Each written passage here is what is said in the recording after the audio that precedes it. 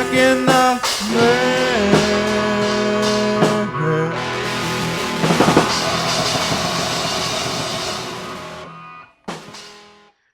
Welcome, one and all, to the Stuck in the Mail podcast. Today we are talking about the legend Bob Dylan and his 2001 album. Oh, there it goes. Love and Theft. It wanted the cassette. Yes, I'm rocking the CD. This is terrible. You just got to put it up in front of your shirt. Yeah. Yes. So here we are, Bob Dylan. Wow, where to begin? I guess I can begin with my Dylan story. So this is really a lifelong journey of Dylan fandom. I've got the shirt on as well. Um, so at this point, I've got, I think, all of Dylan's work on CD up until 2012. I think the last one I got was like the 2019 or 2009 one. But the way I got into Dylan in the very beginning, I was an impressionable, I don't know, 17, 18, 19-year old, something like that. And I was starting this whole process of like, I've got to get to know all the classics. I've got to get to know all the legendary artists. So it's so funny. I have this vivid memory of going to Best Buy In Santa Rosa? in Santa Rosa, and I must have had birthday money or something burning a hole in my pocket because I got three things. I still remember this. I got Miles Davis, Kind of Blue, Wow. Wow. like any 18-year-old would do. Seriously. I got Anima by Tool. Okay. It was of the time. Yep. And I got Bob Dylan's Time Out of Mind, which of course had just come out. This is the late 90s. That one came out in 97, I believe. And it's a swampy Daniel Lanois situation of an album, very bluesy. It's mostly 12 bar blues. That album was kind of seen as his big comeback at the time. He had kind of had a rough stretch there from, oh, I don't know, 83 to like 95. Yeah. um, with a couple of high points in there, but at any rate, he was due for a comeback, and that was a big deal. It got a lot of attention in award shows and things like that. Um, so then I actually saw Dylan live at the Puyallup Fair in Washington. It must have been that fall that I saw him play, and it was a cool concert experience, but any Dylan concert is going to leave you scratching your head a little bit, and I was definitely scratching my head after that one. I bet. I bet. What were you So expecting to hear? I don't know what I was expecting to hear. I guess I was expecting it to be sort of, for lack of a better word, an oldies act, like playing the hits, I guess is what Right. I expected. Like a normal mainstream artist would when they went out on tour, essentially just to make money. Yes, and at the time I thought Bob Dylan was very old, a relic of the 60s, all these things that people think. Well, at the time, this was like 30 years ago, which is completely insane. Because you just saw him this year. Yes. Um, but I just had this sort of very basic general idea of like a Rolling Stone and maybe a couple other songs. I knew that he was a legend, but I didn't know anything about him. So that was my first experience at the Puyallup Fair. And I just remember seeing his tour bus come driving up halfway through the opening act. Lucinda Williams was playing. Here comes Bob's tour bus. he That's how the just pros do it. That's how the pros do it. he was just in and out and gone. Um, anyway, so it was kind of a delayed beginning because it wasn't like this amazing, like, blew my mind situation. Um, although I will say, I think what possessed me to buy the album in the first place is I saw the video for Not Dark Yet on MTV2 of all things. Wow. There's a deep cut. That was the first, I know, it's crazy. That was the first Dylan song that ever made me go, huh. So Not Dark Yet was my gateway, but it kind of stalled out. So then I then had a friend who was a big Dylan fan. She put three songs on a mixtape for me. And this was what really got me into Dylan. Just these three songs. It was Boots of Spanish Leather, which is from your favorite album, uh, Times They Are Changing. Yeah, yeah, yeah, yeah. Hurricane from Desire, Yes, yes, amazing song. and Buckets of Rain from uh, Blood on the Tracks. Gotcha. Pretty cool little trifecta of songs on a mixtape. Yeah. That led me to Desire, and then that led me to pretty much every other album that Dylan's put out. So gradually, over the course of 10, 15 years, I accumulated all of them before the streaming era. That's how you did it.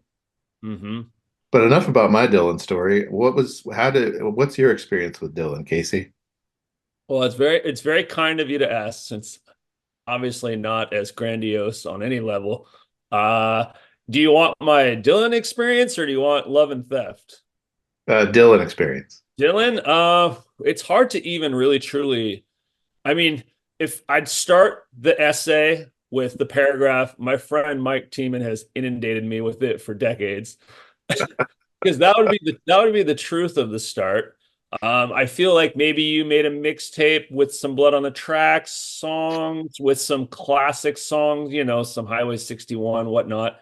I remember in the Watchmen movie they used a lot of Dylan, and that really, I think, was the starting point of me really liking A Change Is Gonna Come Soon, which is kind of the peak of his protest era. And it just kind of being a record buyer, seller, collector, hoarder, like I just come across them all the time. The output is like the Beatles. You can't avoid it, which is why everyone that does vinyl really always ends up with a lot of that stuff. So, you just start. I've always put together a collection. I wanted one of each, even the mono versus the stereo for the early stuff, which is really annoying that he's in that era, but it's okay. It What? helps. The Stones are too. So So this isn't the album we're talking about, but I would love to just what is it about Times They Are Changing as an album that why is that your favorite? ooh, that's interesting. I haven't listened to it in a while, but I love his phrasing. Obviously, it's not about the guitar on it per se or the arrangements per se, but I love his phrasing. I would say his youthfulness there is kind of a huge strength. His thoughts and how poetic it is on the time and what a feel you get for it. Um, and you could say that about a lot of eras of Dylan, but for me, it resonates the hardest. I always look to an artist's early work in general Yeah.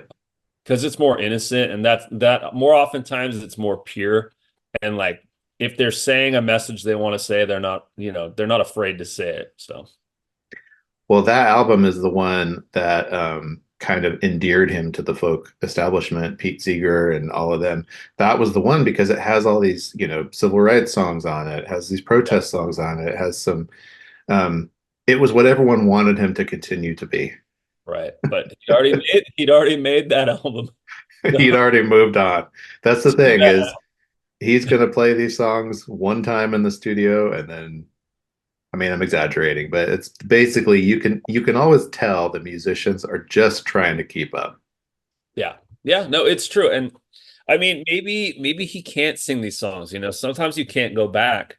You can't you can't be that person that wrote those songs. And there's a lot of artists, like I'm just gonna guess maybe Taylor Swift, who have an entire part of their catalog that don't feel they can sing because they don't have the voice for it anymore. And when I say voice, I mean when they hear those lyrics, they're like, those don't resonate with me anymore, so I can't sing them. I can't, truly vocalize them. Yep. It's and there are quite a few songs of Dylan's that he's literally never played live, which is just amazing to me. Yeah, yeah. No, I mean, But it, he's an and you never will, immensely you never will either. So yeah. if you're holding on, waiting for those tickets, don't do it.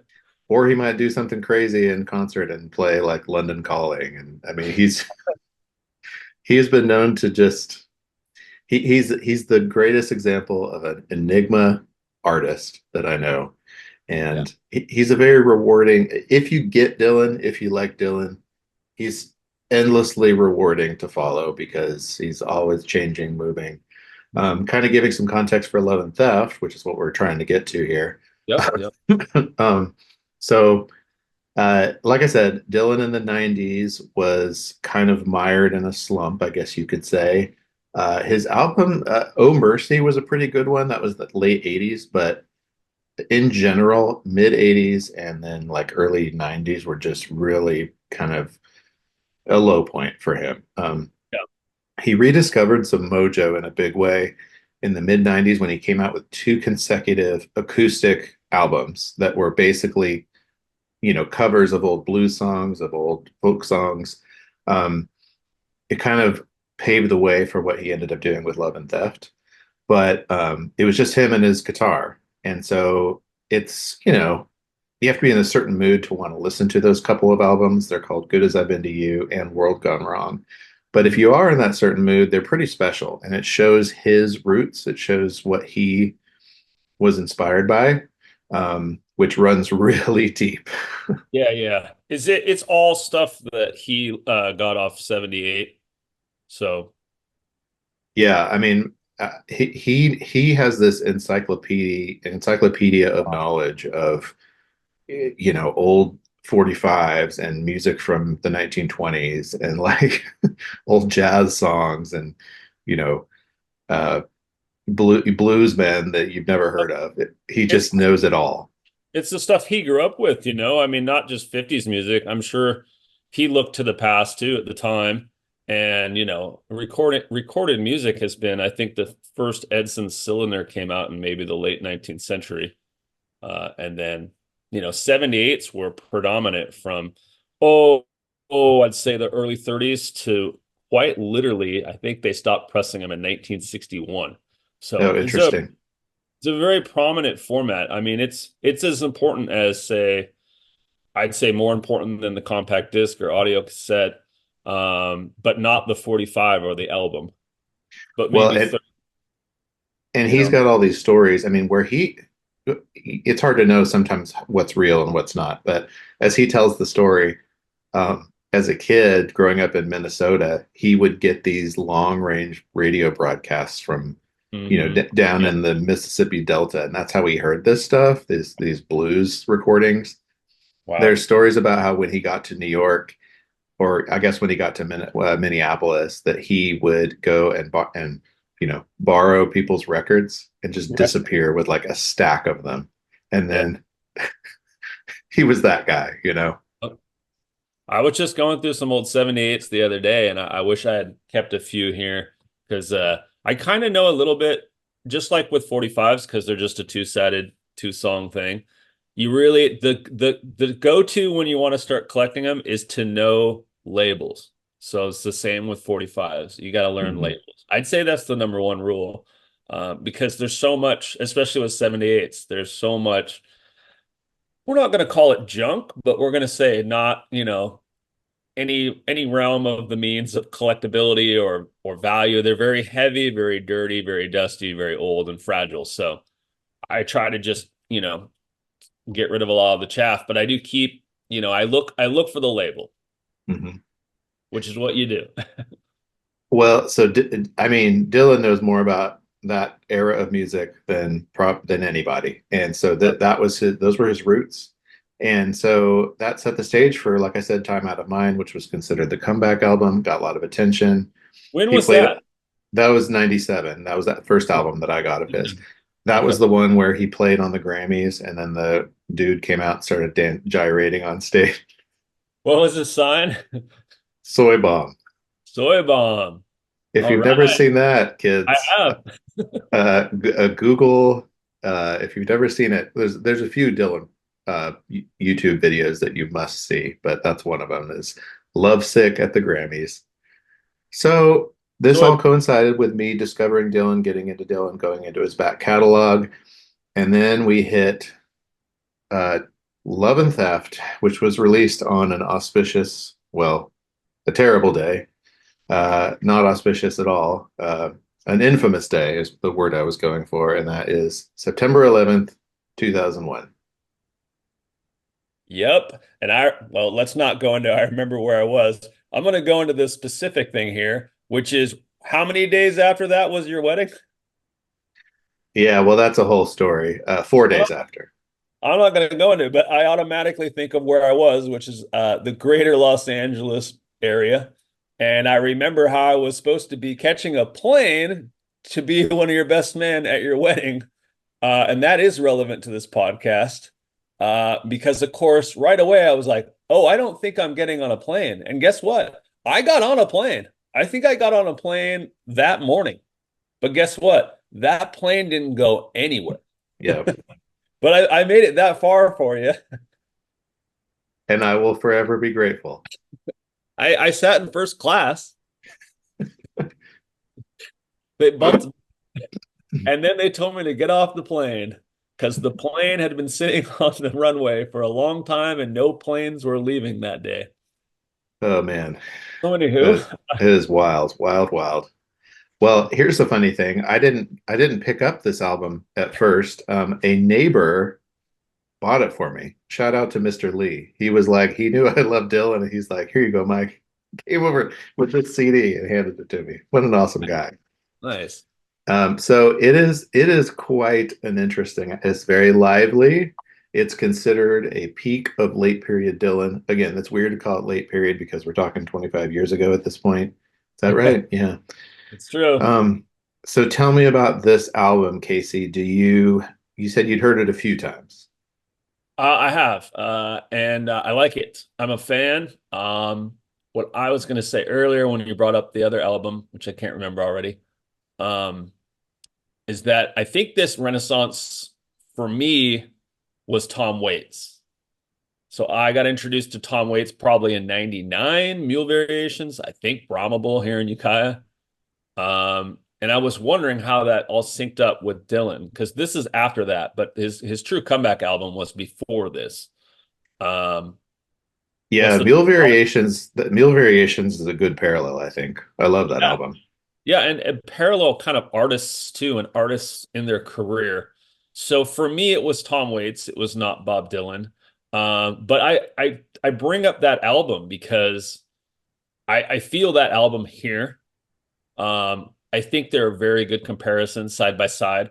Really great instrument production, great instruments on it, great sound, great I don't want to throw around roots Americana, but you certainly could.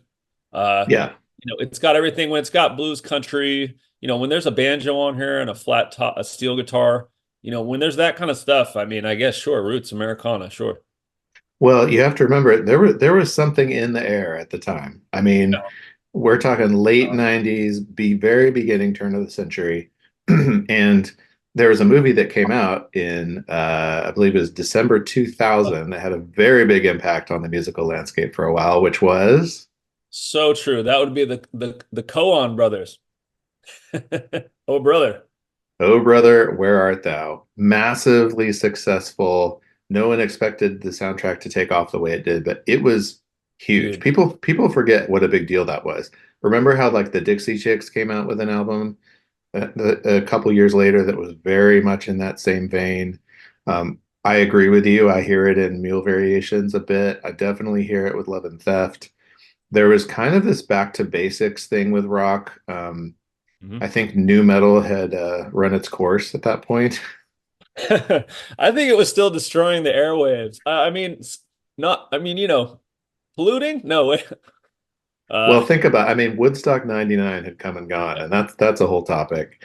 But that was the tragedy. nadir, I guess you could say, just of like what has become of music, what has become of our rock and roll subculture that this would happen. Yeah, it was not a proud moment, but I mean, you can really see, especially with their brother, uh, kind of, especially post 9/11, a lot of root stuff. And I would say what the music industry did with that sentiment that the probably the populace wanted, I would say is its best, some of its best. That and Hollywood. Mhm.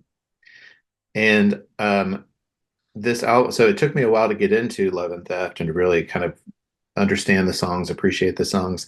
I vividly remember watching the Grammys in 2002. So that would have been like February, a few months after this album came out.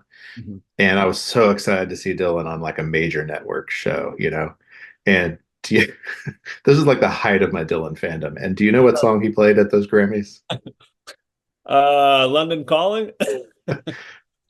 Pick any of these songs. Oh, okay. So what's on here? Which is the what do you think he played at the Grammys?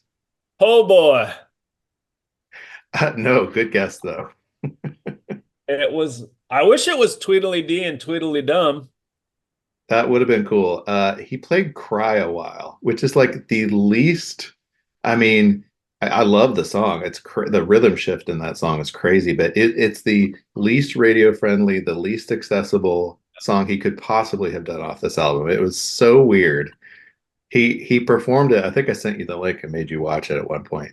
But it was like he was in a giant box. He and the band were in this like way too small box together, and it was so claustrophobic and strange and very funky Wow. and amazing performance. So that's another one to look up on YouTube.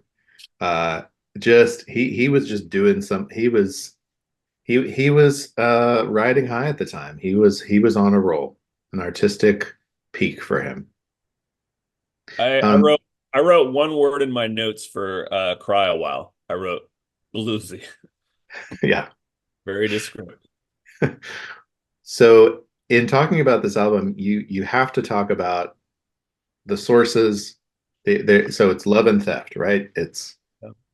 he he loves what he steals and he steals what he loves, which is of course what people have been doing in rock and in popular music.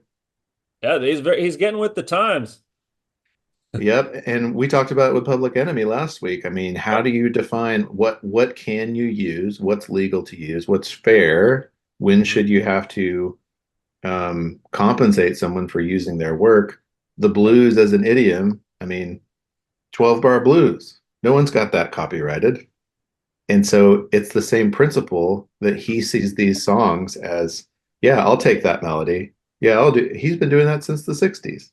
I'll take it even further. I'll take it back to the second millennium, All songs are now labeled as traditional, They're Mhm. non-copyright source, but songs used to be passed along from, musician to musician. So the songs would change because each musician would change it. They'd keep the melody, but Yep. so, before the music industry became a, you know, dollar thing, there wasn't, that's when it became need for this like, oh, that's mine, you need to compensate me and this Right. and that. Right. And so with this album, I mean, his sources are, it's not like now where you can just get on Reddit and figure out all the sources of these songs. When Right. it first came out, I mean, we had no idea that Tweedledee was the same as Uncle John's bongos. Mm-hmm. Which is I, what artist? what's that? You know the artist too for that? I forget. Okay. But I yeah, should I should have done this and went down all of them and wrote down all the names because that's I didn't. I didn't. well, I mean, there's a lot of Summer Days. You found that one. It's Rebecca by Big Joe Turner. Yeah. Early Um, early big band rock and sounds almost like the amount of jump that would, be essentially attributed to like rockabilly. mhm. It's got that jump jive or whatever they say. Both terms are relative to big band rock like that. And Big Joe Turner was one of course, he did Shake, Rattle, and Roll. Uh, Mhm. one of the first big artists. And you've got these kind of old standards, which of course they're not standards because they're so obscure now, but something like Floater is based on a song called Snuggled on Your Shoulder, which was made popular by Bing Crosby. It- Yeah. you've got, I think Stevie my most favorite of all is one that I didn't even know about until a week ago when I was researching this. Okay. Sugar Baby, which is the album closer, is based on a song called The Lonesome Road by Gene Austin, a Hmm. recording from 1927. Wow. Gene Austin. So is that like any relation to Gene Autry? I'm confused. Getting my old cowboy stuff mixed up here. I don't know, but it's an amazing recording to listen to. If you find it on Spotify, it's like Gene Austin, he has like no plays, and then this song is like 800,000 or something. Right, right. Gotcha. That's interesting. It's really So, cool. well, and it's not just the song forms and the melodies that Dylan is ripping off here. And I say ripping off in the sense that he's doing it out of a love and respect for the source material. Um, this the album name itself is borrowed. There was a book by Eric Lott called Love and Theft, Blackface Minstrelsy and the American Working Class, Yeah.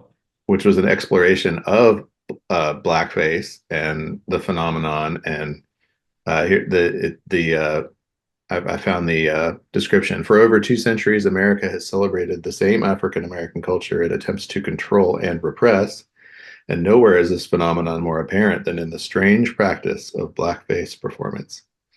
Yep. So Not a he, fun topic. but Dylan may be making a point there about how white artists have been stealing from black artists in these song forms, particularly blues, jazz. Mhm. Um, who knows? He's Dylan. I don't know why he picked that. Not only that, did you read about the Yakuza book? I did. I saw that. What song is it? It's oh, come on. I know I have that in my notes. Floater, right? Yeah, there's a couple of lines on the album. Yeah. So this is a book called Confessions of a Yakuza by Mhm. Junichi Saga. This one, as I quote, recounts a series of stories from the life of his patient, a former Yakuza boss, as told in the last months of his life. So this is like Japanese gangster culture. And Uh, it's still really truly prevalent. yeah, It's it's why in Japan, having tattoos is not like you can't go everywhere. You can't go to a nice private onsen, which is a spa. You can't go to certain places there. yeah. Um, and it's just societal. Japan is a very different place. Check So check out Casey's slightly crazy episode on Niku Man and his trip to Japan for that fun. But that yeah, was a good one. Japan is like they say at the edge of the world, and you have to prepare to be able to walk while standing on your head there. So Now, I don't know why I mean, I guess he just he happened to be reading this book while he made yeah, the album, I guess. But there definitely are some lines from fragments, phrases that he just says, okay, I'll use that. That's a cool turn of phrase. it vocal sampling. I mean, it's very common in hip hop. I think Dylan is taking like some ideas here from the culture of the time and the music of the time and just applying it to the music he does. Obviously, he's not gonna just grab a microphone and get a DJ or something. He's doing it his way, all he knows. He's got to have at least a guitar, piano, and a harp, right? Right. And there are other albums in which he does this, but this one in particular, the fact that it's literally called Love and Theft, I think that it's the clearest example of that method of his songwriting, which is similar to sampling, to your point. And I think that's what makes this album so interesting. Besides the fact that it's just a really fun listen, you got a wide variety of tempos, you've got some great wordplay. You can tell he's trying hard, and when Dylan tries hard, usually the results are really good. He Yeah, wants it to sound good. there's no bad tracks. For me, it probably doesn't hit as hard as for you, but it's if I was asked or forced to listen to this album, I would be like, sure, I'm fully obliged. Like, I don't know if I had it on vinyl. I don't know why I would, but if I did, I probably wouldn't throw it on much, but I plan on listening to it more Mhm. digitally on Spotify in my vehicle.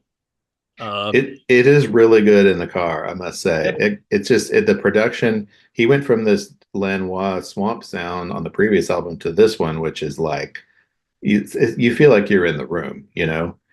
Um, by the way, would you like to know what Dylan had to say about this whole phenomenon of stealing and repurposing material?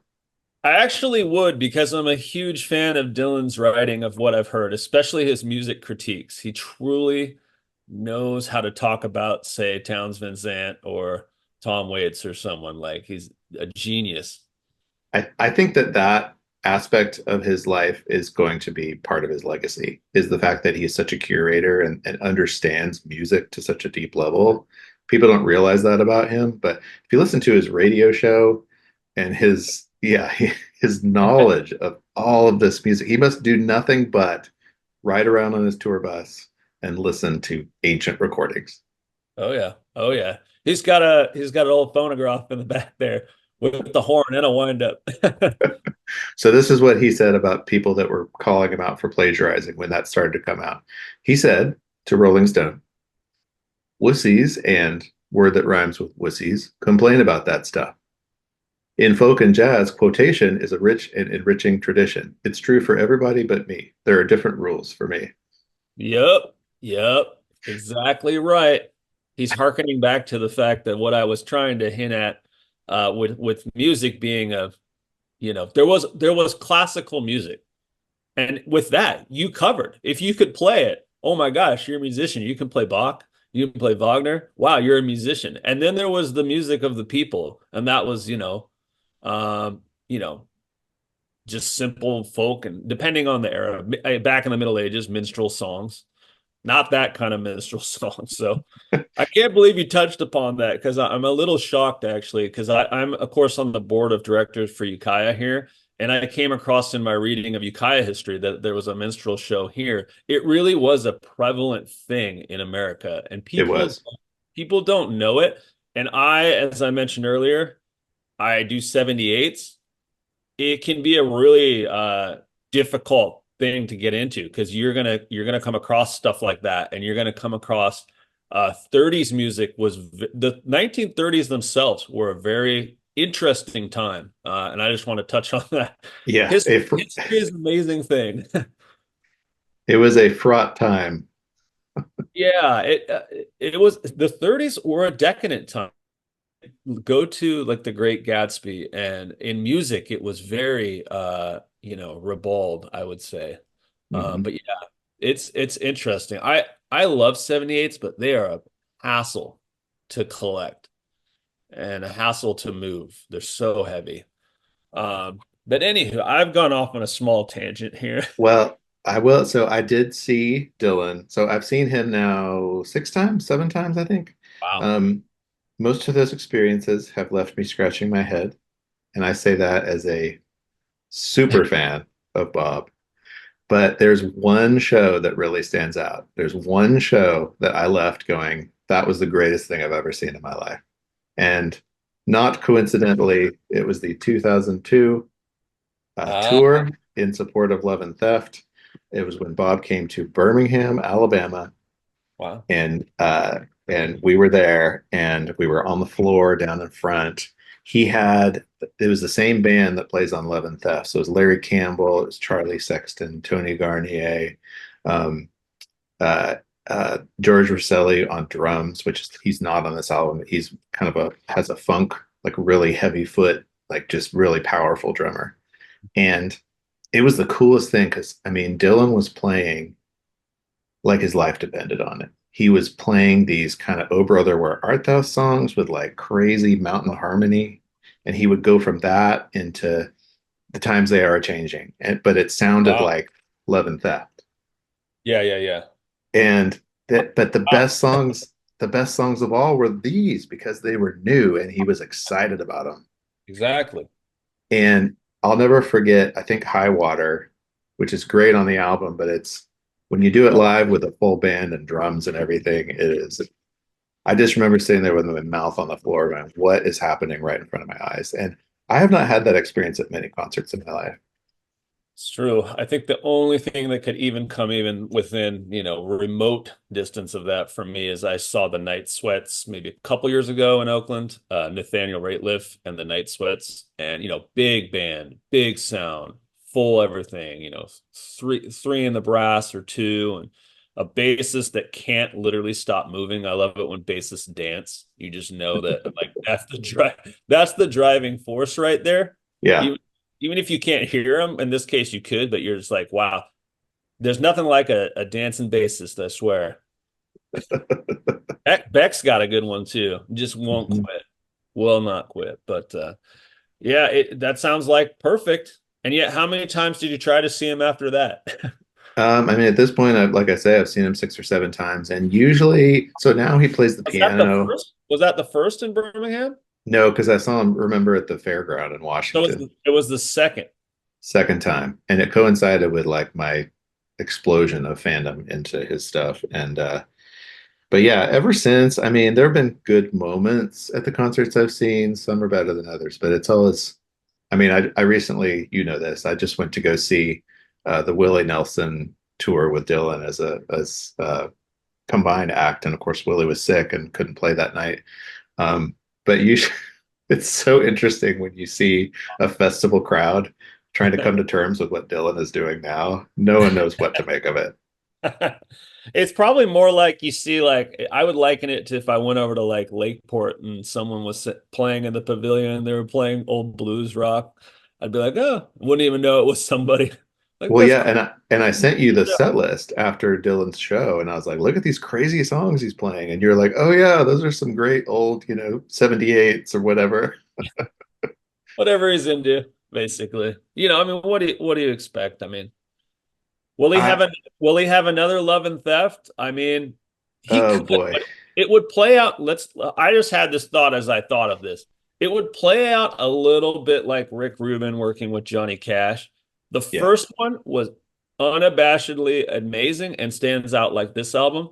But as it went and as more and more iterations of it came, even though it still had the penultimate or the ultimate, not the penultimate, but with Hurt, I would say as a series, it just kind of, I remember really disliking the second one. I think it was the big single was like a U2 song, sorry.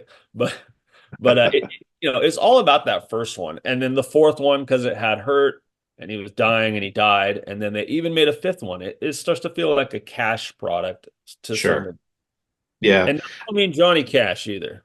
I mean yeah. like Cash. Well, I have long since stopped trying to predict or figure out Dylan. I mean, what he has done since this album, because again, this is 25 years ago. It's insane to me, this 23 years ago. Um, but yeah, he had a couple other albums that were very good that were similar in style to this. And then he had about, I don't know, 7 or 8 years of doing standards, like Yeah. doing old time crooner songs, Hmm. and it was cool and everything, but that was the point at which I stopped paying attention. Yeah. It just was not, I don't know. It just lost a little bit. It was like Rod Stewart when he had his like big band stuff. And I was like, "Ugh, it just feels old and it's fine, but I did not rush out to buy the 3 CD set of standards." I also think of Tony Bennett and Lady Gaga at the end of his life. Yeah. Uh, And it seemed like that was what he was just going to kind of go out on.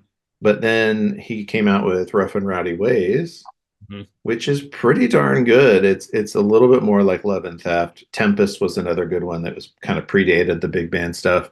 Um, I don't think I would say Rough and Rowdy Ways is a masterpiece to the level of his other peaks in his career, but it's pretty good. I would say it's like a B level album. Um, he who knows? The man is what, 80? I have no. Is he 90? Hold on. If he's You born have. in, isn't he? What, he was born in 41, I believe. Is that right? uh, sure. I He's don't going to be actually. one of those guys like Bach where you know his birth date and oh, Yep. Hey, here's something fun. Spotify, what is the number one most played Bob Dylan song? None of that's them reached a interesting. billion. None of them have reached a billion. I'm going to say Knocking on Heaven's Door. Knocking on Heaven's Door on the soundtrack to Pat Garrett and Billy the Kid, a record I used to totally ignore, but obviously Guns N' Roses covered it. Uh, very good. Obviously, I'm a fan of that track. Oh, the original is incredible. It has a mood that is unmatched. If you ever get a chance to watch that movie, it's flawed, but it could have been a masterpiece. Is Dylan in the movie too? He is. Okay. He's very enigmatic in the movie. Imagine that. Is he Billy the Kid? Pat Garrett? What are we talking about here? He has a like a one word name. It's like Echo or something or Is he like Alias. Is it Alias? Is he a Anyway, bad guy? Is he a side bad guy or what? he's an enigma. Okay, he's the enigma, huh? Is he enigma? Is he a question wrapped in an enigma? All of the above. Okay, all right. Uh, So to answer the question, he is currently 83. wow. Now, I I I I hope he runs forever. I hope he keeps doing this forever. I hope he never stops making amazing albums that befuddle us and make us come back to Do, them do years you hope later. do you hope that he hooks up with Rick Rubin or not? I mean, that would be cool. I kind of can't really see it. He's such a I don't think they'd get along. I think they're no. similar. They'd just be snubbing each other, waiting for each other to do something. And then Rick Rubin would be like, dude, just let it happen. And he'd be like, let what happen? I'm paying you.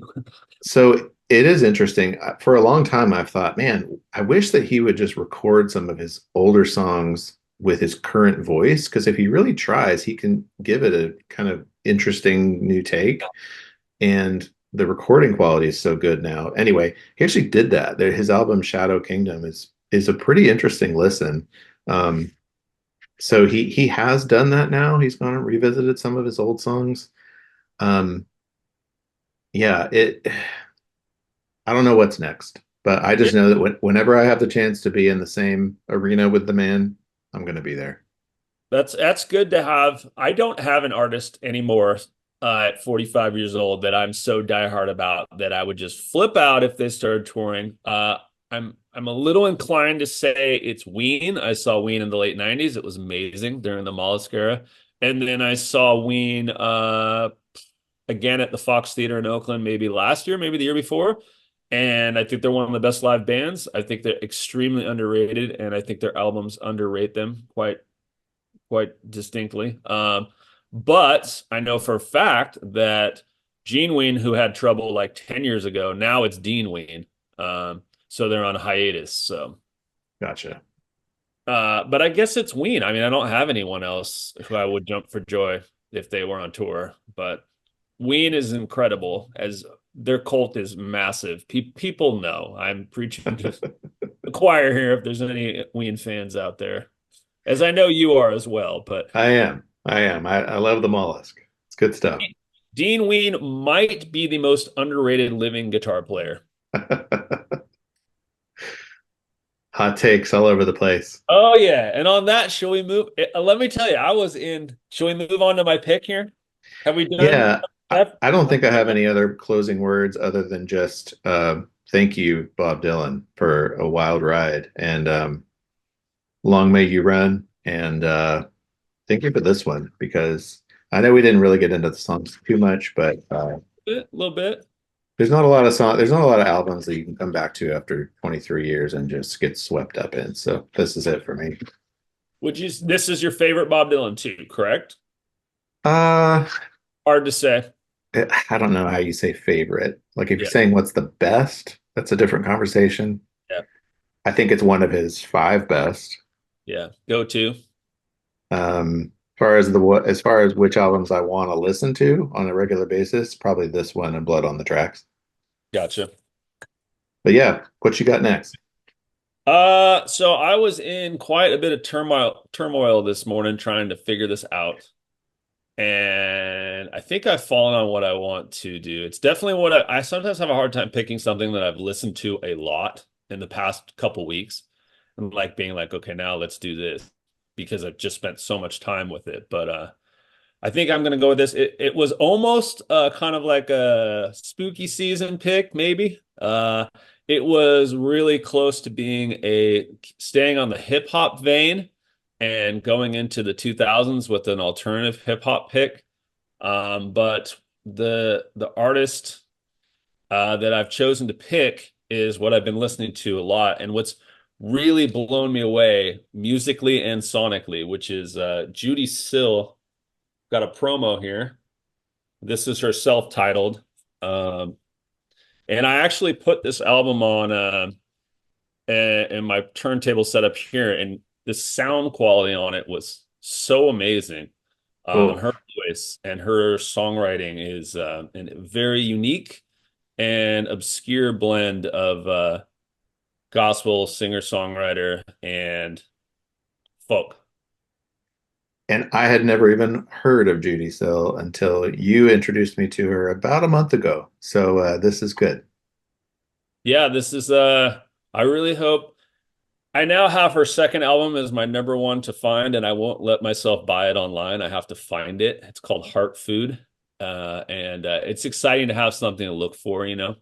because I've done a lot with this hobby of record collecting, and it does wax and wane, so to speak.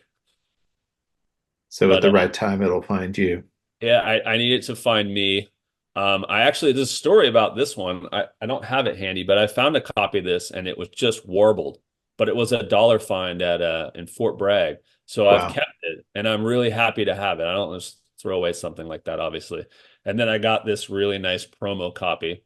Well, actually, I got a 180 gram pressing of it too. So I was kind of going to want, say, if there's anywhere where you could find it, it seems like it would be Northern California. yeah, it does have that like Holly Near like look and quality to it, who was the Ukiah artist, who I'm not familiar with, but yeah, I think that's a great comparison. I think this could pass as Northern California. The funny thing is it's actually Southern California, Yeah. which is It's I mean, we can get into it next episode, but she's pretty brilliant. yes. Kind of follows well after Dylan, I would say. Maybe Emmylou Harris would be more appropriate, but I'm not a huge fan of Emmylou Harris. I like her voice though. Well, it seems like, I mean, we'll get into it, of course, but it seems like Judy Still would be the perfect example of that diamond in the rough that didn't get the attention, respect, or coverage that she should have during her day. Yep. And you uncover something and you're like, what? Where has this been? You're gonna make me say a whole bunch of stuff, but all I could say is if you haven't seen the Judy Sill documentary, which I do not remember the subtitle of, check that out. That's a great starting point, and sometimes those visuals can really help going into listening to a piece of work like this because her story is definitely unbelievable. It's almost like a Patty Hearst story. I mean, it's completely bonkers. So. That's interesting. And we'll come back with that. That was a good tease. Yeah, yeah, it's really interesting. She, Anywho, I'd talk a lot. I got one more small thing. If I just keep leaning in here, I meant to say this earlier, but unofficial sponsor, Record Mill in Forestville. I have the hat on, so Chris, I hope you're watching. Great shot. Well, and let us know in the comments. Dylan's got like, I don't know, 30 albums or something. So let us know This your favorites. this album was 31st. That stands out in my mind. Okay. Cool, Yeah. cool. So you've Well, got much on that. thank you for listening, everybody. Casey, thank you. Yep. Thank you. It was a good one. All right.